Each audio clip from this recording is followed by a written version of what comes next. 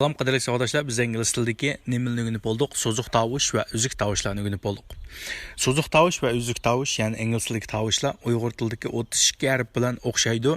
Ya'ni mush tovushlarni qo'shib o'qish orqali so'zliklarning o'lchamlik o'qilishini o'qib chiqarg'il bo'ldi degan temishnago. Unda bo'lsa, mushuni qo'shib o'qishqili bo'lamdi degan ma'nos gap chiqadi. Bu yerda bilish tegishli, ya'ni ikki tal intan muhim narsa bor. Buning ichidagi birisi ingliz tilidagi urg'u. İkincisi ingliz tilidagi so'zab o'qiladigan tovushlar. Mush ikkisi bo'lsa, andan keyin men o'tab bergan so'ziq tovush va uzuk tovushlarni to'liq egallasanglar, har qanday so'zni qo'shib o'qig'ili bo'ladi. Unda biz qarab boqaylik, bu urg'u degan nima? Andan keyin qo'shib so'zab o'qiladigan tovush degan nima? Urg'u deganimizni ba'zilaringlar yaxshi bilasizlar, ba'zilaringlar to'liq tushunmasligingiz mumkin. Urg'u deganimiz ma'lum bir so'zni talaffuz qilgan chaqda shu so'zning ichidagi eng kuchli talaffuz qilgan tovushni ko'rsatadi. Har bir so'zda ingliz tilida bir urg'u bor.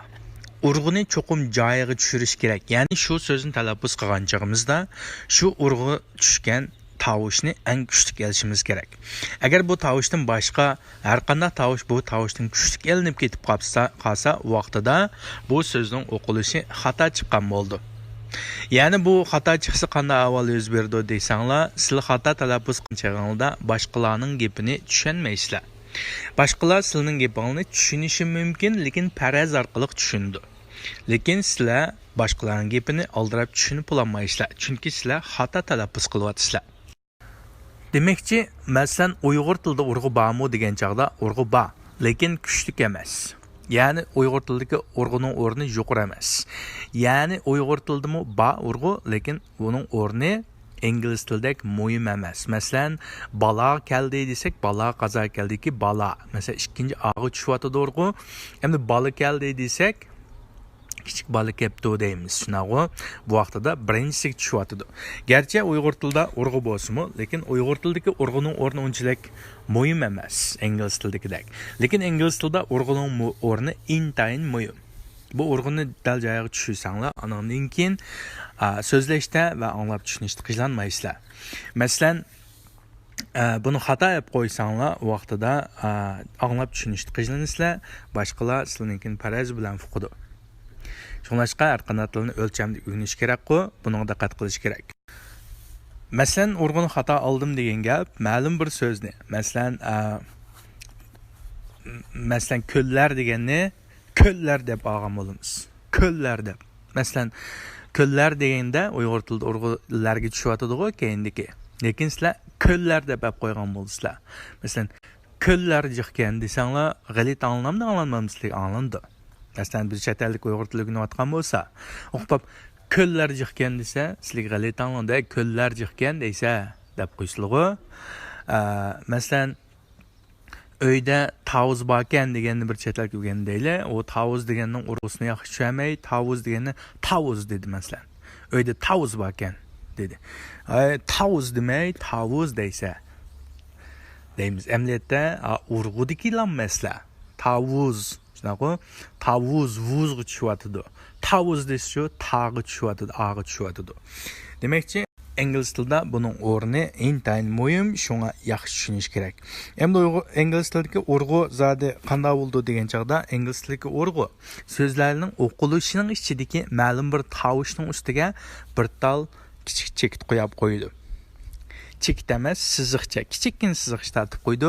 Ash so'zda shu tovushni eng kuchli o'qing degan ma'nosi chiqdi. Ham bir qarmoqqa oid osondek tuyuldi, lekin o'rgangan chog'ingizda buni chiqarish unchalam oson emas. Masalan, 5ga tushib qolsa asaroq. Ikkinchi bo'g'imga tushib qolsa asaroq. Boshqa bo'g'imlarga tushgan chog'da sal tashki to'xtaydi. Chunki, masalan, ma'lum bir gapni degan chog'imizda, agar bu urg'u o'tirg'i tushgan bo'lsa, siz 5ni kuchli deb qo'ysanglar, oqisini texim ko'targil olmaydi. Masalan, siz naqsh anglab boqqan bo'lsanglar, naqsh anglaganga amala. Naqshlarda oqis ko'tarangun ayt kuchli chiqadigan yuqori ovozliq naqshlarning 5ni qanday qiladi? Tuvan oladi. Andan keyin oqisini ko'tara oladi.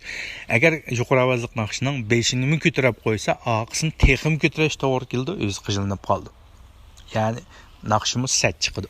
Endi bu ingliz tilidagi bu urg'u shundoq narsa, ya'ni urg'u deganimiz so'zliklarning shu so'zliklarning ichiga ma'lum bir tovushga nim qo'yib qo'ygan bir tal kichik siziq tatib qo'ygan shu so'zni talaffuz qilgan chog'da shu tovushni eng kuchli elang bu so'zning ichidagi nimasi eng cho'ng boshlig'i degan gap boshqalarning ovozi undan yuqroq chiqib ketib qolsa yuqroq chiqib ketib qolsa jajisini yeydi endi bizniki ma bu so'zlikdichu boshqalar yuqroq chiqib ketsa xato bo'ldi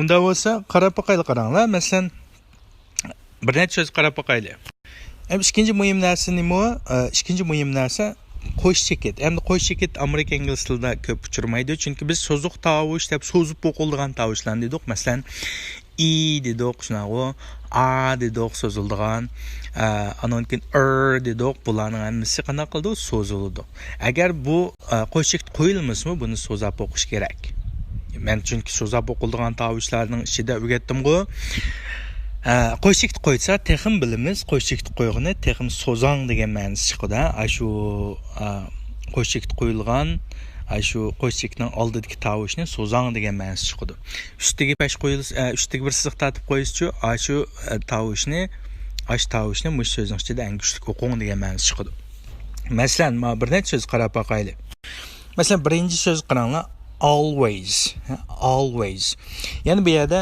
urg'u nagi chipdi ang beshig'i chipgan o'g'i chipdi shunaqa o'g'i chipdi sizlar bu o'g'i tushgan urg'uni boshqa yoqqa qo'yib qo'ysanglar g'alati anglandi davomli degan ma'nosi chiqadi bu so'zniki masalan always agar sizlar always deb qo'ysanglar vaqtida davomliq degan gapni sizlar nim deb talaffuz qilgan bo'lsanglar misol uyg'ur tili o'rgatgan bir chet tilda xuddi davomliq degan gapni davomliq degandek talaffuz qilgan bo'lsanglar urg'u beshida tursan sizlar aqsh qilib qo'yasanglar masalan davomliq degan gapni davomliq deb gap qilgan bo'lsanglar mush yaxshi anglanamdi yaxshi anglanmaydi ya urg'u beshida ekan shunga 5 eng kuchli kelindi keyin tushib ketadi always all degan kuchli kelindi keyin tushib ketadi always davomliq ikkinchi so'z qarasanglar facilitate degan gap ya'ni nima bu qulayliqlashtirish oddiylashtirish qulaylik sharoit yaratib berish degan ma'nosi chiqadi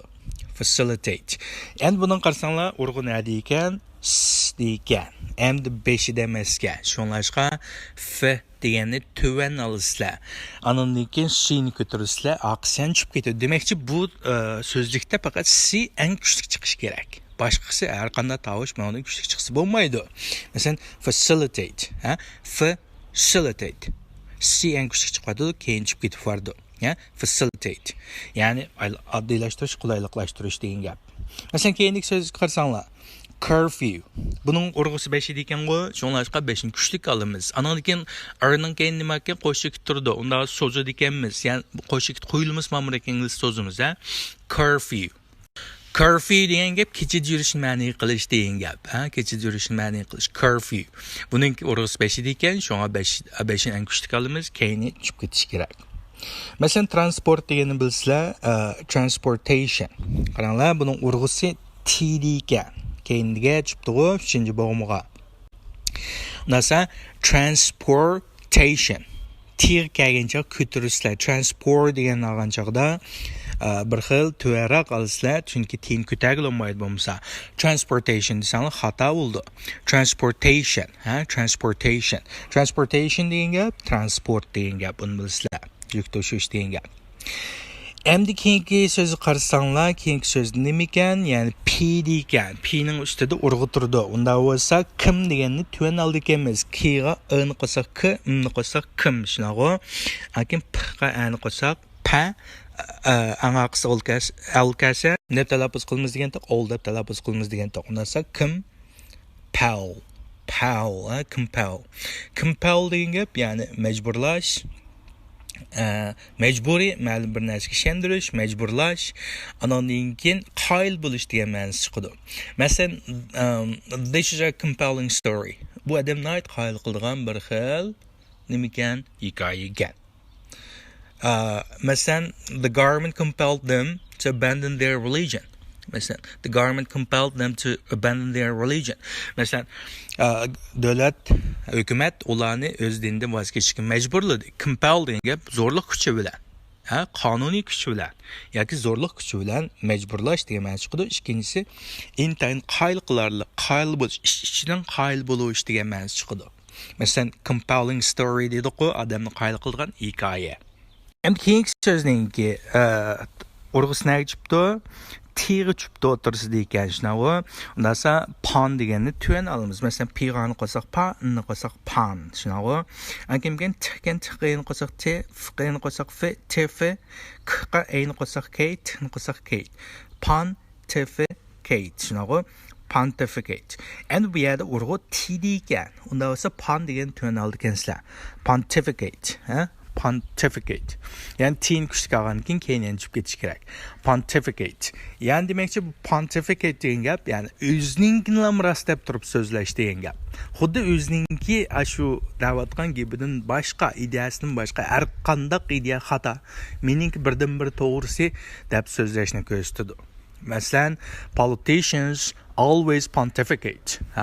Politicians always pontificate. Yani siyasetçiler davamlıq meningkinlam to'g'ri deb turib so'zlaydi. Politicians always nima pontificate. Yani siyasetçiler davamlıq o'zimnikini to'g'ri deb so'zlaydi. Endi yana bir narsani nima degan to'q, so'zadigan ya degan to'q. So'zadigan ya mu intayin muhim. Ba'zi so'zlarni so'zadigan yani so'zmasanglar, uning ma'nosi o'xshamaydigan chiqib qoladi. Masalan, u tirnoqning ichiga qarab boqaylik. Birinchisi nimkan sqa en qo'shaq se, tni qo'shaq sit, sit o'ltirish degan ma'nosi chiqadi. Ham buni agar ni so'zab qo'ysanglar, sit deb qo'ysanglar, buni o'rin degan ma'nosi chiqadi. Shunlashqa bu yerda nima muhimkan, ya'ni so'zab o'qiladigan yerlarmi intayin muhimkan. Intayin muhimkan. Lekin keyingi so'zni qarab boqaylik. Endi oxirgi so'zni qarab boqaylik. Buning urg'usi 5 ekan. Birinchi tovush nima ekan? G ga. Ikkinchi tovush nima ekan? R ga. R'ni qo'ysak ra, gra. Lekin nima ekan? V ga. Ya'ni ustingi chasmin astin qalbga taqishgan v ga. V qolni qo'ysak vol. Chunki alni oxirida ol deb talaffuz qilamiz. So'zning oxirida gap qasdigan tuqu. Unda bo'lsa bu yerda gravel degan gap, ya'ni nima desanglar, xushamad qilish degan gap. Yani bu xushamad qilish bo'lgan chaqda intayin pastlash xushamad qilish. Yani yalqini yalashma deb qo'yamiz shunaqa satlashtirib. Xushamad qilish, yalqini yalash, bosh egish, tizilnish degan ma'nosi chiqadi. Yani bu halqa bir xil xushamad yusidan tizilni bosh urib ketdi deb qo'yamiz-ku, xushamad qilish degan ma'nosi chiqadi. Gravel. Gravel. I will never grovel to you. Masalan, men sana hargiz xushamad qilmayman. Deymiz-ku. I'll never grovel to you. Men sana xushamad qilmayman. Yani ingliz tilida yig'ib kelsak, xulosalasak, ingliz tilida tovushlardan boshqa, ingliz tilini talaffuz qilgancha qo'shib o'qish qoidasining ichida intayin muhim bo'lgan ikki narsa ekan. Birisi urg'u. Urg'u nima bilan ifodalanadi ekan? Shu so'zning ichidagi ma'lum bir tovushning ustiga bir tal belgi qo'yib qo'yish orqali ifodalanadi ekan. Endi qo'shchilikning ifodasi sal so'zon degan ma'nosi chiqadi ekan. Sizlar shu men o'tgan tovushlarni to'liq egallasanglar, anandagi ikki qoidani bilsanglar, har qanday so'zni qo'shib o'qisanglar bo'ladi. Lekin darhallam bilib ketalam nima yo'q. Biz bir mezgil mashq qilgandan keyin anandagi qo'shib o'qish qoidasini o'rganalaysizlar. Buning muhimligi intayin muhim ingliz tilida. Agar buni yaxshi qilmasanglar, agar buni yaxshi tushunmasanglar, vaqtida o'zingizga ishonch olmaydi, og'zingizga ochilmaydigan, ya'ni gacha ingliz tili bo'lib qoldi. Chunki men boshda dedim, ya'ni ingliz tilida og'iz tilining intayin tiz ochilishdagi intayin muhim omillarning birisi siz o'zingizga intayin ishonchinglar bo'lish kerak. O'zingizga ishonch bo'lish uchun siz ma'lum so'zning o'qilishini %100 mushna talaffuz qiladi deb o'zingizga ishonishingiz kerak. Buning ishonish uchun siz bilishingiz kerak, shunaqo. Demakchi, bu ikkisi ingliz tilida tovushlardan qolsa qo'shib o'qishda intayin muhim. Shuning bilan bizningki ingliz tilidagi tovush qismi mushad oxirlashidi. Biz tovushlarni o'rgatdik, so'ziq tovush, uzuk tovushlarni. Anandan keyin qo'shib o'qish qoidasi ichidagi ikki muhim narsani dedik, bundan boshqa narsa yo'q. Shunlashqa mushki narsani qo'shib, anandan keyin tovushlarni o'zaro qo'shib, mushki narsaga diqqat qilsanglar, so'zliklarning o'lchamlik o'qilishi chiqadi. Endi bu urg'u bilan so'zga ya'ni yaxshilanmagan chog'imizda garchi bizning tovushlarninkini yaxshi asalmi, lekin g'alati chiqadi. Masalan, transportation dedik, masalan transport dedik. Transport degan gapni agar beshiga qo'ysanglar, transportation desanglar, xuddi transport degandek bo'lib qoldi. Masalan, uyg'ur tilida aytganda transport degandek bo'lib qoldi. Bu endi xafa bo'lgandekmi yoki yaxshi bilmadimi deb bir xil anglandiku qulqimizga. Shuning bu ikki narsaning o'rni ingliz tilida intayin muhim, bek muhim. Xuddi yaxshimisiz deganni yaxshimisiz urg'usini keyin tushirasan yaxshimisiz degan gap bo'ldi. Bu bir g'alita yoki mazaq qilgandek anglandi. Shunaqa keldingizmi deganni keldingizmi desak, u boshqacha anglandi demakchi. Bu intayin muhimkan, shunga intayin yaxshi tushunish kerak, Xayr, shuning bilan bizningki tovush qismimiz mush yerda oxirlashdi. Bu narsani intayin yaxshi anglanglar. Andan keyin bizning mashq darsimiz birinchi, ikkinchi dars bilan qo'shilgan holda tovushlarni biroqli mashq qilamiz. Mashq darsininki vaqtini men ayrim uqtirman. Xayr, xush vaqt bo'linglar.